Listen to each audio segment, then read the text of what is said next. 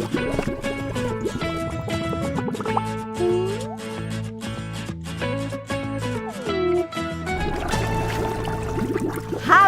Shalom. Apa kabar keluarga besar SKTI? Selamat sore. Puji Tuhan, hari ini kita bertemu lagi pada acara ibadah sore, ibadah akhir bulan, bisa Bina Kasih Keluarga. Baiklah, pada sore hari ini sebelum kita lanjut pada ibadah kita, mari kita bersama-sama mengangkat satu pujian. Bapa, ku datang padamu.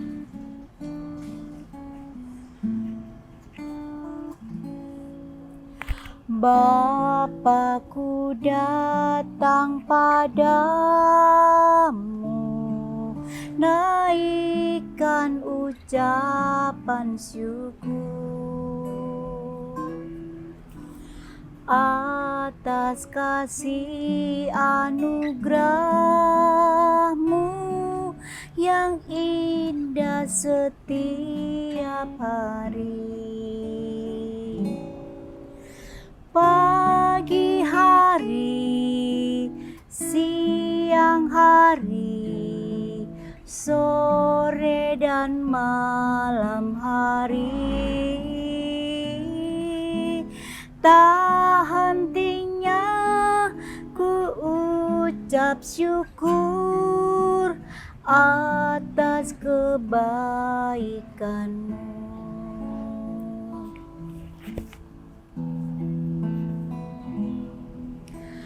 Bapa-Ku datang padamu,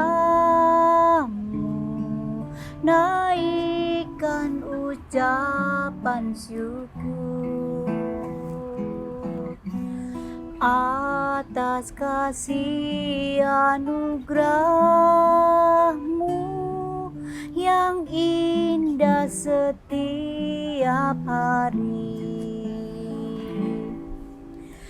Pagi hari, siang hari, sore dan malam hari, tak hentinya ku ucap syukur atas kebaikan-Mu.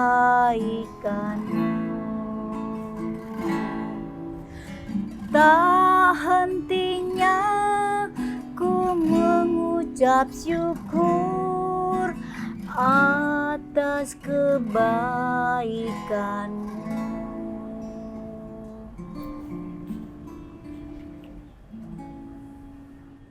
Mari kita berdoa. Puji syukur kepadamu ya Bapa, karena pada sore hari ini Engkau boleh pertemukan kami kembali untuk mengadakan ibadah akhir bulan bisa Bina Kasih Keluarga. Tuhan Yesus, kami selalu mengucap syukur kepadamu atas berkat dan kemurahan-Mu di tengah-tengah kehidupan kami. Tuhan Yesus, sebentar lagi kami akan mendengarkan firman Tuhan yang akan dibawakan oleh Bapak Pendeta Billy Kapoyos. Tuhan, kiranya Engkau mau berkati dia, Engkau mau selalu pakai dia, Engkau berikan dia kesehatan, Engkau berikan dia kekuatan, serta heran buat nama-Mu.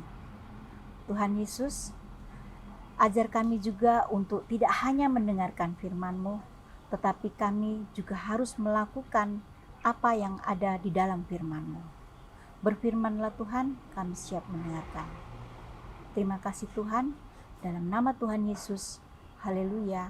Amin. Shalom, Bapak Ibu jemaat terkasih. Bersama dengan program renungan Bisa Bina Kasih Keluarga dari Sekolah Kristen Tunas Indonesia. Sebuah program renungan sebagai wujud perhatian tentunya dan tanggung jawab sekolah terhadap perkembangan anak didik. Dalam konteks ini adalah orang tua. Di pagi hari ini saya diberikan tema oleh pengurus SKTI yaitu ayah atau suami dalam rumah tangga Kristen. Ayah atau suami dalam rumah tangga Kristen. Bagian firman Tuhan yang akan kita pikirkan bersama-sama diambil dari kitab Ulangan pasal yang ke-6 ayat 4 sampai ayat yang ke-9. Demikian firman Tuhan buat kita. Dengarlah, hai orang Israel, Tuhan itu Allah kita, Tuhan itu Esa. Kasihilah Tuhan Allahmu dengan segenap hatimu dan dengan segenap jiwamu dan dengan segenap kekuatanmu.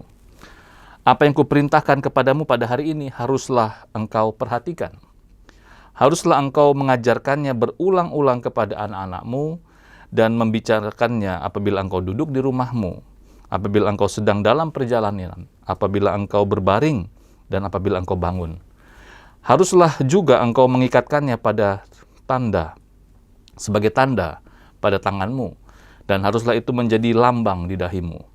Dan haruslah engkau menuliskannya pada tiang pintu rumahmu dan pada pintu gerbangmu.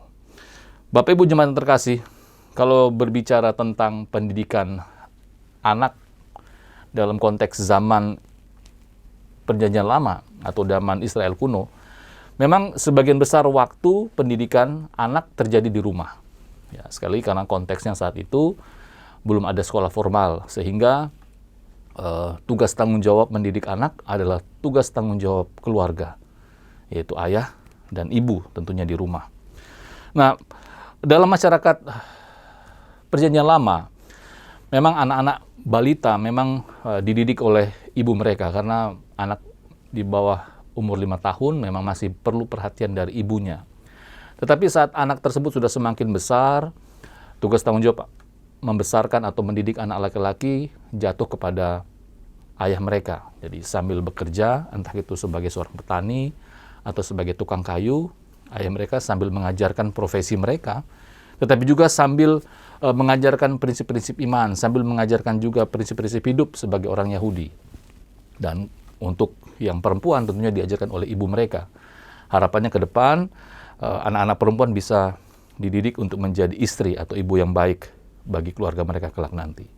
Nah, yang menarik dalam kehidupan masyarakat Perjanjian Lama, orang Yahudi dalam Perjanjian Lama, bahwa makan malam itu menjadi momen yang terbaik, menjadi momen di mana bukan saja momen kehangatan karena ada ayah ibu, ada anak-anak yang berkumpul dalam satu meja, tetapi juga dalam budaya masyarakat Yahudi, makan malam atau kumpul makan adalah waktu yang tepat untuk mengajarkan nilai-nilai keluhuran masyarakat Yahudi di sana. Tentunya anak-anak diajak untuk bertanya berhubungan dengan prinsip hidup atau berhubungan dengan perjalanan atau kisah dari nenek moyang mereka. Nah, pertanyaannya, mengapa pendidikan iman maupun sosial budaya di dalam keluarga secara khusus kepada anak-anak dalam masyarakat Israel begitu baik? Paling tidak ada dua hal yang menjadi alasan. Yang pertama adalah dalam masyarakat Perjanjian Lama, suami atau ayah mempunyai kedudukan sebagai tuan, ya, yang memerintah atas istri, atas anak-anak, keluarga anak-anaknya, bahkan seluruh anggota keluarga, bahkan sampai budak-budak mereka pun berada di bawah perintah dari ayah mereka atau suami.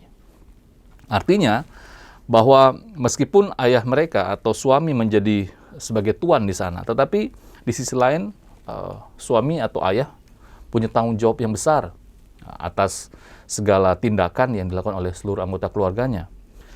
Memang tidak jarang kepala keluarga akan menanggung hinaan, bahkan hukuman untuk tindakan yang dilakukan oleh anak-anak atau keluarga mereka. Nah, alasan yang kedua mengapa pendidikan di dalam konteks Perjanjian Lama sangat baik, bahwa suami di dalam masyarakat Perjanjian Lama juga mempunyai fungsi sebagai imam bagi keluarga mereka, yang memimpin seluruh keluarganya dalam mengikuti perayaan-perayaan atau tradisi keagamaan dalam konteks Yahudi. Ulangan pasal yang ke-6, ayat 4-9 yang kita baca di pagi hari ini, merupakan perintah langsung dari Tuhan akan pentingnya pendidikan pada anak.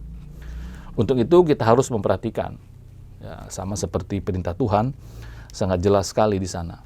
Dari pembacaan kita ada 3 kebenaran yang akan menjadi poin kita di pagi hari ini. Yang pertama, bahwa orang tua yang mengasihi Tuhan dan menyimpan firman Tuhan dalam hatinya menjadi teladan bagi anak-anak mereka. Ayat yang ke-4 sampai ayat yang ke-6 di sana jelas sekali dikatakan bahwa dengarlah hai orang Israel, Tuhan itu Allah kita, Tuhan itu Esa. Kasihilah Tuhan Allahmu dengan segenap hatimu dan dengan segenap jiwamu dan dengan segenap kekuatanmu. Apa yang kuperintahkan kepadamu pada hari ini haruslah engkau perhatikan. Jadi poin yang pertama, ini poin bagi orang tua, bahwa segenap perintah, bahwa segenap nasihat dari Taurat Tuhan sungguh-sungguh harus diperhatikan oleh orang tua, yaitu oleh ayah dan ibunya. Jadi sungguh-sungguh harus menunjukkan teladan hidup, bagaimana mereka harus mengasihi Tuhan dengan segenap hati mereka, dengan segenap jiwa mereka, dengan segenap kekuatan mereka.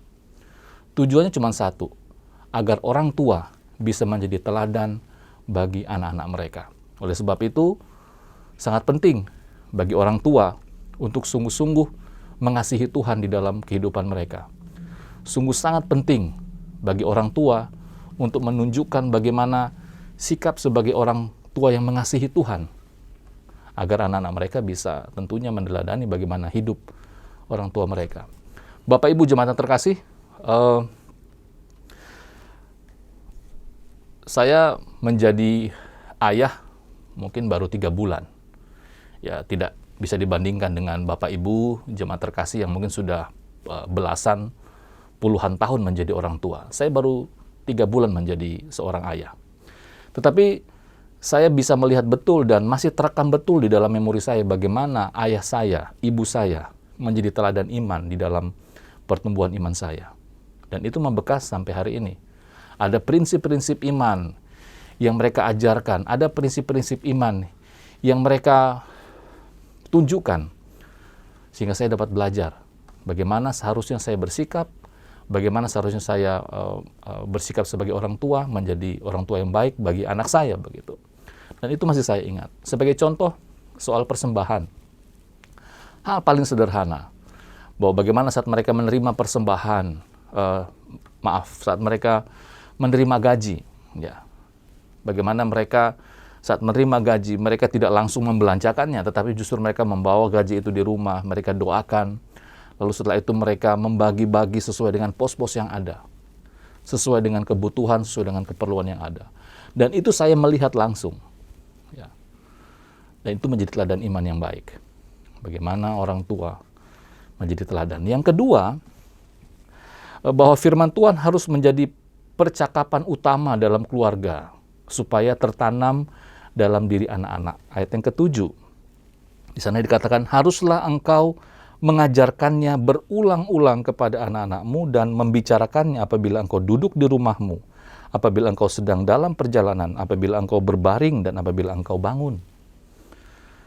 Jadi firman Tuhan dalam konteks kita sebagai orang tua, bukan saja kita harus memperhatikan dan menjadikan firman Tuhan itu hidup dalam kehidupan kita dan menjadikan kita teladan bagi anak-anak kita, tetapi juga kita harus proaktif menyampaikan firman Tuhan itu, mengajarkan firman Tuhan itu kepada anak-anak kita. Memang tidak mudah, perlu perjuangan, perlu kesabaran. Saya teringat betul bahwa saat saya masih tinggal dengan orang tua, sekali lagi saya menjadi saksi hidup bagaimana orang tua saya bukan saja menghidupi firman, tetapi juga berusaha mentransfer firman Tuhan itu dalam kehidupan rumah tangganya. Setiap pagi kami selalu ada persekutuan keluarga, setiap pagi. Jam 5:30, ayah saya sudah mulai main gitar. Seringkali kami malas bangun pagi, harus dibangunkan, kadang-kala harus dikasih air muka kami. Tapi kadang-kala mungkin karena ayah saya sudah dan ibu saya mungkin sudah kehabisan akal begitu, kadang-kala mereka cuek saja. Lalu mereka berdua duduk di ruang tamu lalu mulai main gitar. Nah, kami sebagai anak-anak yang mendengar orang tua sudah mulai main gitar, tentunya kami merasa tidak enak juga begitu ya. Orang tua sudah bangun, sudah main gitar, kami masih tidur aja begitu. Akhirnya kami dengan malas ya, dengan terpaksa bangun.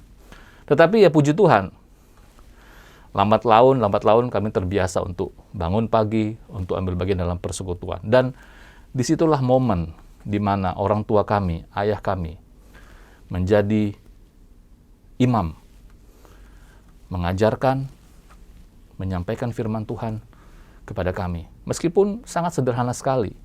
Firman Tuhan yang mungkin tidak mendalam, hal-hal yang praktis. Tetapi itulah usaha dari orang tua kami, mengajarkan kebenaran firman Tuhan bagi anak-anak mereka. Sama seperti firman Tuhan di pagi hari ini, di ayat yang ke-7. Haruslah engkau mengajarkannya berulang-ulang. Artinya, orang tua harus rela menyisihkan waktu setiap hari mengajarkan firman Tuhan kepada anak-anak mereka. Yang ketiga, firman Tuhan harus dilahirkan dalam tingkah laku sehari-hari. Ini yang paling berat. Bahwa firman Tuhan bukan saja harus kita perhatikan, tetapi juga harus kita hidupi. Tapi juga yang paling berat ada di ayat yang ke-7 sampai 9. Di sana dikatakan bahwa haruslah engkau mengingatkannya sebagai tanda pada tanganmu, dan haruslah itu menjadi lambang di dahimu. Dan haruslah engkau menuliskannya pada tiang pintu rumahmu dan pada pintu gerbangmu. Firman Tuhan harus dilahirkan dalam tingkah laku sehari-hari. Memang tidak mudah, Bapak Ibu Saudara terkasih. Saat firman Tuhan itu harus dijalankan di dalam kehidupan keseharian kita. Bagaimana kita sebagai orang tua bersikap, bagaimana kita sebagai orang tua itu mempraktekkan firman Tuhan dalam kehidupan sehari-hari. Perkataan kita tentunya harus mencerminkan kasih Kristus, sikap kita harus menunjukkan bagaimana sikap Kristus, dan juga tentunya bagaimana tingkah laku kita sebagai orang tua harus menunjukkan bagaimana orang tua Kristen yang baik dan benar. Itu tidak mudah, tetapi sekali lagi ini nasihat firman Tuhan yang ditujukan kepada orang Israel, dan terbukti bahwa firman Tuhan ini boleh menjadi kekuatan, boleh menjadi berkat bagi orang Israel dalam konteks perjanjian lama. Dan tentunya firman Tuhan ini juga akan menjadi berkat bagi kita sebagai orang tua yang punya anak-anak dalam masa-masa kita mendidik anak-anak kita agar menjadi anak-anak yang takut akan Tuhan. Terima kasih Bapak Ibu jemaat terkasih. Demikian firman Tuhan di pagi hari ini. Kiranya boleh menjadi berkat bagi kita semua, bahwa kita sebagai orang tua tentunya punya tugas tanggung jawab dalam konteks hari ini adalah bagaimana peran kita sebagai seorang ayah atau suami dalam rumah tangga Kristen. Tentunya kita harus menjadi bukan saja sebagai seorang pemimpin, tetapi juga sebagai seorang imam di dalam keluarga kita. Mari kita berdoa. Bapak, terima kasih. Kami bersyukur bahwa kami sebagai orang tua tentunya punya tugas tanggung jawab besar. Membesarkan anak-anak kami bukan sekedar hanya membesarkan secara fisik dan juga mental, tetapi juga kami punya tugas tanggung jawab membesarkan anak-anak kami di dalam takut akan Tuhan. Mampukan kami sebagai orang tua agar firman Tuhan yang kami dengar setiap hari Minggu, agar firman Tuhan yang kami baca, agar firman Tuhan yang kami dapat sungguh-sungguh boleh menjadi kekuatan rohani bagi kami. Sungguh-sungguh boleh menjadi nutrisi rohani bagi kami. Sehingga kami di dalam kehidupan rumah tangga kami sungguh-sungguh dapat mengambil peran kami sebagai seorang ayah atau suami yang baik, yaitu menjadi seorang imam, menjadi orang yang memimpin, menjadi seseorang yang menolong keluarga kami agar bertumbuh di dalam Tuhan. Dan mampukan kami juga agar kami boleh menjadi teladan yang baik, baik dalam perkataan kami, dalam sikap kehidupan kami, dan dalam kehidupan kami sehari-hari. Sehingga nama Tuhan dipermuliakan, bukan saja dalam kehidupan kami tentunya, tetapi juga dipermuliakan di dalam keluarga kami. Terima kasih Bapa, ini doa kami. Hamba berdoa, kiranya Tuhan memberkati setiap keluarga-keluarga yang ada secara khusus. Hamba berdoa bagi setiap bapak, ayah yang tentunya punya kerinduan, tentunya punya hati untuk membesarkan anak-anak mereka sebagai anak-anak yang takut akan Tuhan. Di dalam nama Tuhan Yesus, kami sudah berdoa dan bersyukur, dan terus berkati SKTI, berkati juga Yayasan Tuai, tetap dalam perlindungan dan kasih Tuhan. Dalam namamu kami sudah berdoa dan bersyukur. Amin.